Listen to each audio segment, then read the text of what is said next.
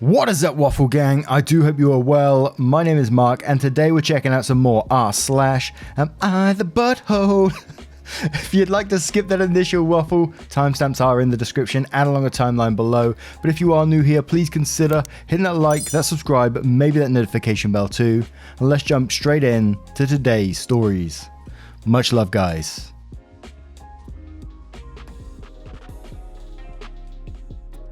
Now, our first story comes from Willing Occasion 501. Am I the arsehole for mum shaming my sister? My 28 female sister and her wife, 32 female, 33 female, have 3 kids, 12 female, 10 female, and 7 male. All 3 kids are unschool, basically meaning they don't go to school or homeschool. My sister has undiagnosed ADHD until college and was miserable in school, so she said she didn't want to put her kids through that. My sister explained it as letting them learn naturally at their own pace, without it being as rigid as attending traditional public school. Sounds great on paper, except that my sister's kids don't do much of any actual learning or anything at all. My nieces attend dance classes and my nephew plays soccer, but that's basically it. Whenever I go over there, the kids are either glued to the TV, running around doing whatever, or playing computer or iPad games. I know my oldest niece is at least literate since she's developed a thing for writing short stories. But if the younger two have ever even so much as read anything that wasn't a restaurant menu, I couldn't tell you. At the end of the day, they're not my kids and it isn't my choice to make. It's still worrying though.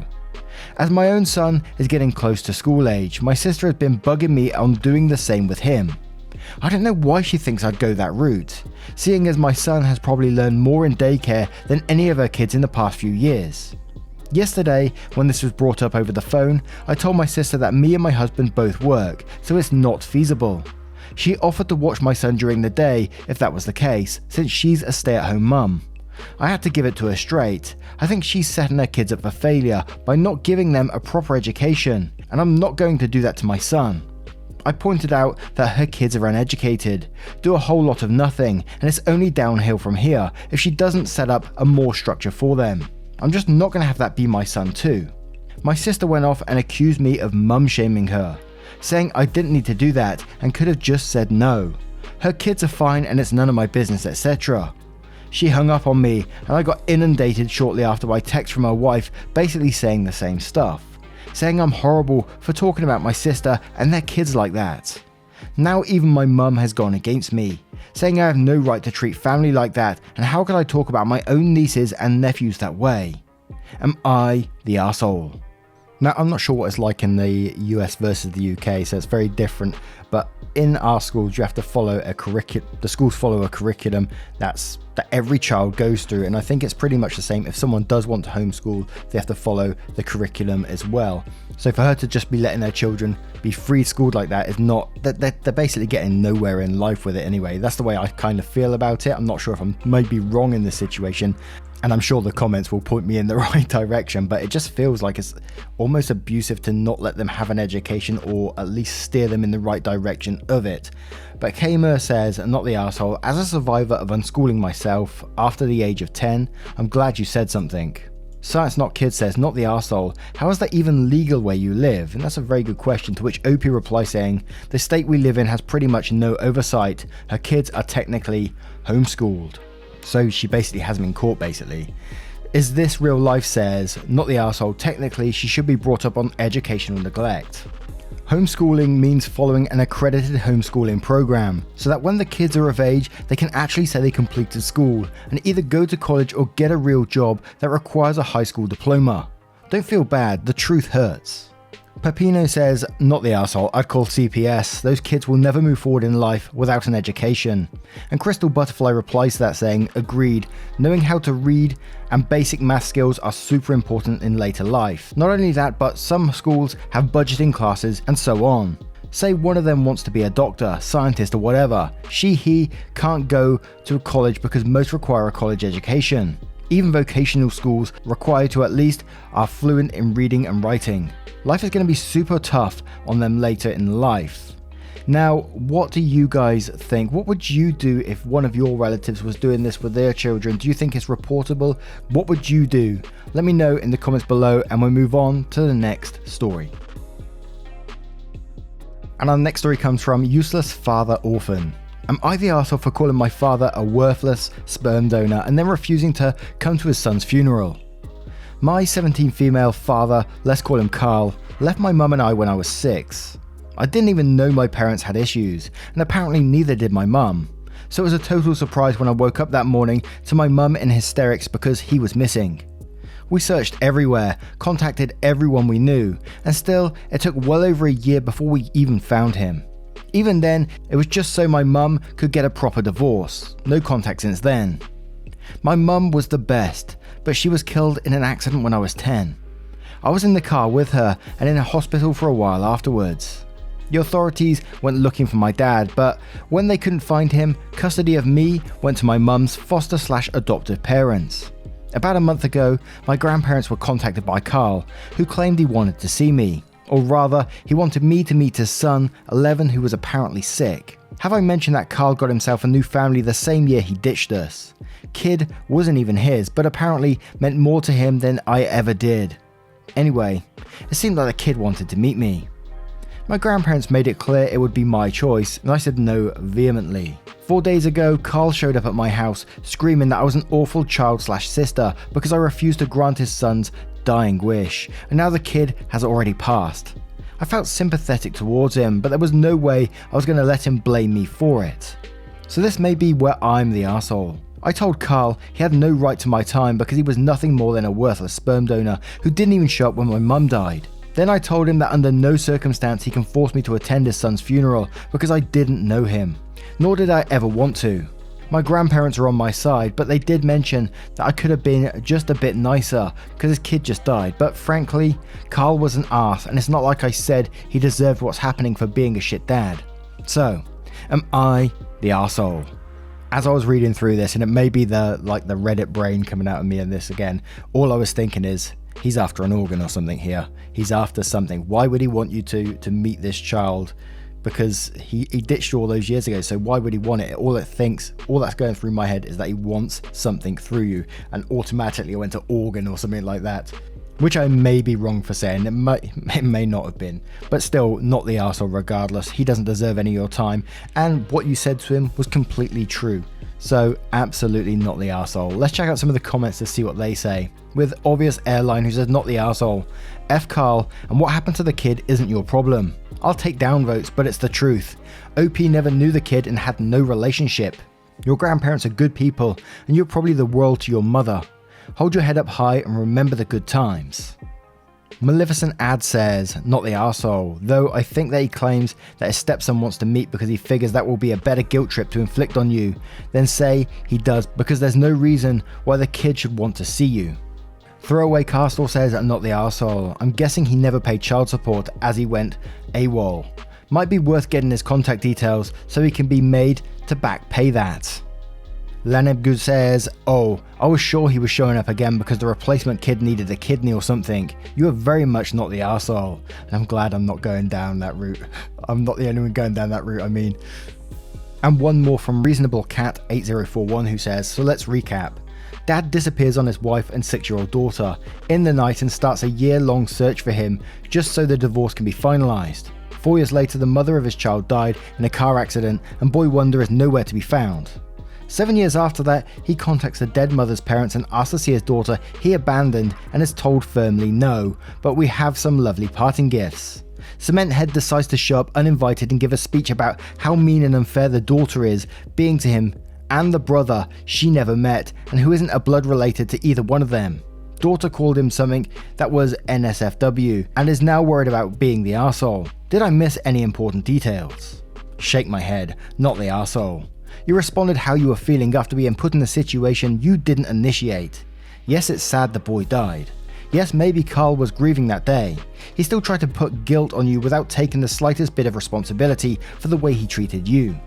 What you called him is what he proved himself to be, not something you created for him. Then left your house with his cha-chas intact is more than he deserved. Now, what do you guys make of this story? How would you react if you was in that situation? Let me know your thoughts in the comments below and we'll move on to the next story. And our next story is from Calm Tank. Would I be the arsehole if I refuse to go on a trip I planned because I won't get my own room?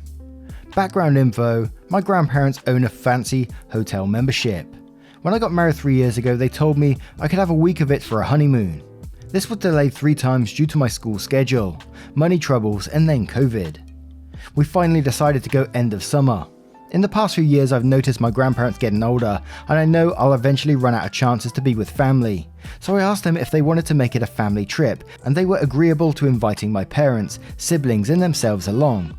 The one condition was that I, 22 female, and my husband, 25 male, got our own bedroom. Now on to the issue. We chose Disneyland as the location. The hotel was 4 separate bedrooms in it. One for my grandparents, one for my parents, one for me and my husband, and one for my sister, 23 female, and my brother, 20 male, to share. Everyone was happy with this, although my siblings grumbled a bit. There's a pull-out couch if it really becomes an issue. Now my brother just announced that he's engaged and he wants to bring her with him on the trip. My grandma is particularly excited as she's never really considered my brother to settle down type, and the prospect of her last name being passed down is a big deal to her. She thinks we should have an engagement party when we are in Disneyland and wants my sister to sleep in our room so that the two of them can have privacy. My sister lives with me and my husband, and they said that my brother's fiance might be uncomfortable sharing a room with her because they don't know each other well. I said no, she can sleep on the pull-out bed, and if that's a big deal, then his fiance just shouldn't come in my opinion. I told them my one condition on this trip, that I get my own room on what is still technically my honeymoon, and if I don't get that, then I would rather excuse myself and use my hotel week another time. When I said that, all hell broke loose. I've been called selfish and accused of not caring about family and intentionally starting drama. Brother's fiance even came to me crying and told me if I didn't want her on a trip, I should just say so. That was never even my issue.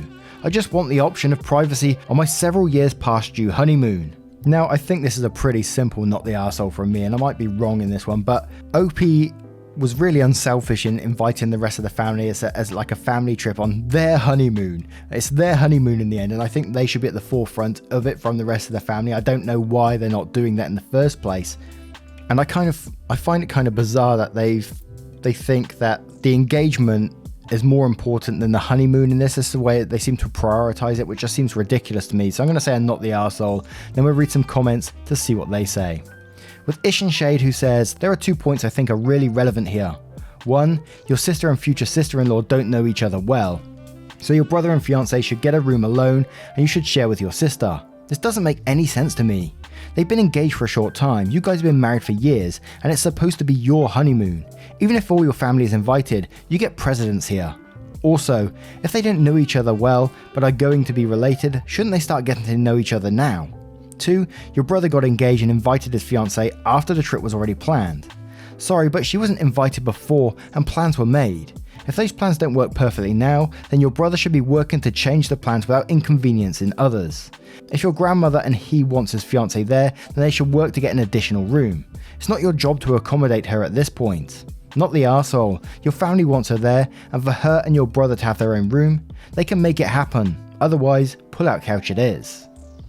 And a long numbers of string says, this is absolutely crazy. This started as a honeymoon week for you, and you wouldn't even get your own room. This is what you get for trying to do a nice thing and turn it into a family event. Not the arsehole. If your brother wants to bring his fiancée, let them get their own room. And Dom Damondo says, not the arsehole. You are free to pull out the trip on this occasion, just make it clear that you wanted your privacy to enjoy your honeymoon. Could you all not pitch in for an extra room? And one more from Bromo333 who says, not the arsehole, I consider bailing. Pro tip, never ever invite an extended family to your honeymoon unless you enjoyed the drama of wedding planning.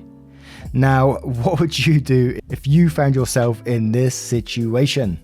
Let me know your thoughts in the comments below and we'll move on to another story. And our next story is from a throwaway account. Am I the arsehole for being disappointed at my daughter's birth? Title sounds bad, but I did not know how to word it otherwise. I, 36 male, have 3 beautiful daughters. The joys of my life and the reason for my happiness. Last week my wife gave birth to my 4th daughter. It was a roller coaster, but my wife and daughter are healthy and home now. When my wife was given birth and my daughter was born, for a second my face had shown a sign of, I wouldn't even say disappointment, sadness I guess. I was hoping for a boy this time around and everyone was telling us this would be. It only lasted a second, if that, and I held my little girl and didn't even pay mind to it after. A few days ago, my wife mentioned how when she was born, how I looked dejected.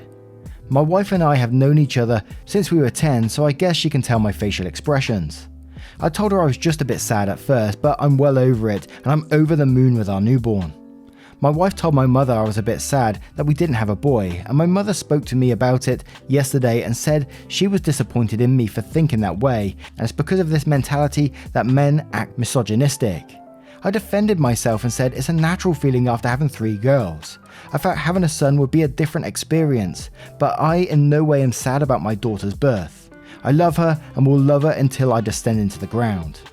I think I may be the arsehole because I should have controlled myself and maybe kept my thoughts to myself, and maybe because I was possibly misogynistic. And I think this one's an absolutely not the arsehole in my opinion. This person clearly loves their daughters with all their heart, and they had a slight moment of disappointment, a very, very slight moment, they said. And I think that's kind of natural, you know. If you was hoping for a boy, you know, something different, a different experience, possibly, I think it's a totally natural feeling, and that's kind of the way I feel about this. So it's a not the arsehole or a no one's the arsehole here. The only slight arsehole might be the wife for passing it on to the mother and then the mother as well, but I don't know. So we'll check out some of the comments to see what they say, but definitely a not the arsehole from me. Kitten says, not the arsehole, but honestly I think your wife is the arsehole for telling your mum. We all have thoughts we aren't always proud of, and as so long you don't treat your daughter any different and love her, these thoughts don't matter. Obviously your wife didn't mean anything by telling your mum, but some things should just stay between couples. And noise proves nothing says no one's an arsehole here. Feelings happen, and a flash of them on your face when you're tired is understandable. From how you come across here, I think you probably would have had the same feeling if after 3 boys you had another boy. I think it's entirely normal to want and expect a mix if you've got 4. But they're not the arseholes either, unless they scale up their disapproval. It's true that the desire to have sons instead of daughters is a big thing across many cultures and throughout history, and that sucks for women. And Music with Roxin says, no one's an arsehole here. I do feel like this is a good reason to find out sex ahead of time. If you are hoping even a little for one's sex, then you should get those feelings out before the actual moment of birth, which should be a time of happier feelings. It isn't a great time for your wife to realise you were disappointed. And J-Mama Boy says, not the arsehole. As my name suggests, I'm a mum of all boys. 3 to be exact. When we were pregnant with number 3, hubby and I decided to find out the sex before birth because we were both hoping for a girl. I'm glad we did it this way because my first moments with my amazing son would have been tainted with sadness I felt over not having a girl. I love my boys, but a mother-daughter relationship is very different, and I needed time to grieve the loss of the idea I had in my head of what life with a daughter would be like. And Throwaway says, no one's an arsehole here. If you had gone full King Henry VIII, that'd be different, but you love all your daughters. You aren't trying to behead your wife, and that's what matters. What a way to think about things. Now, what do you guys make of this story and all of today's stories? I would love to hear your thoughts and verdicts on them. Once again, thank you for your love, support, and time towards the channel. If you'd like to support the channel further, you absolutely can, but never any pressure to do so by clicking that join button down below for YouTube or clicking the link in the description for Patreon and joining up there. It hugely helps out our channel and moving forward. Oh, and don't forget, we also have our own subreddit as well, r/Mark Narrations, where you can add your own stories with the chance of them being read out on the channel. Thank you so much for your love, support, and time once again, and I will see you in the next one. Take care, guys. Much love.